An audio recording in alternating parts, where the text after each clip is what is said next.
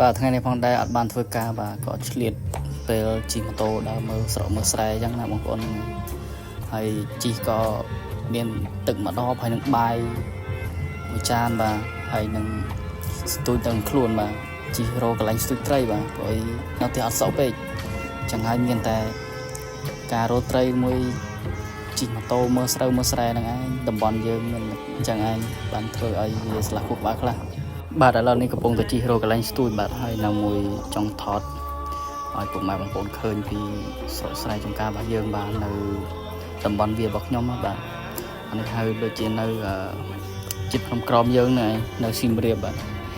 វាស្រែវាស្រូវវាស្អាតខ្លាំងមែនទែនបាទឥឡូវនេះកំពុងតែជិះរកកន្លែងស្ទូចបាទនេះជាសន្ទូចរបស់ខ្ញុំបាទខាងកាន់ទូរស័ព្ទដៃខាងកាន់រ៉ាម៉ូតូបាទឥឡូវនេះកំពុងជិះរកកន្លែងស្ទូចបាទ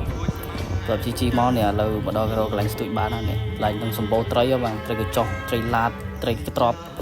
ត្រីដំរីស្ទូចបានបាទពួកឲ្យខ្ញុំមកបានថតពីសភាពការដែលស្ទូចបានពួកឲ្យដៃម្ខាងកាន់ទូរស័ព្ទដៃម្ខាងកាន់ស្ទូចអញ្ចឹងបងប្អូនហ្នឹងឥឡូវនេះត្រីដែលខ្ញុំស្ទូចបានជាមួយតិចទៀតខ្ញុំនឹងឲ្យមើលបាទស្ទូចលេងហ្នឹងត្រីកញ្ចុះត្រីឡាតទៅអីមកល្មមណាមកសឡងនេះហ្នឹងធ្វើហូបនេះហ្នឹងបាទអានេះស៊ីទៀតហើយខ្ញុំវត្តវាពិបាកវត្តកាន់ថតផងអីផងឥឡូវនេះហើយនេះផងដែរវាលជនបទរបស់យើងបាទវាស្រែវាស្រូវបាទពិតជាស្អាតខ្លាំងមែនទែនបាទហើយ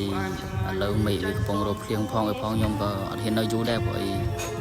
ខ្លាចភ្លៀងមកវាពិបាកទឹកអស់អញ្ចឹង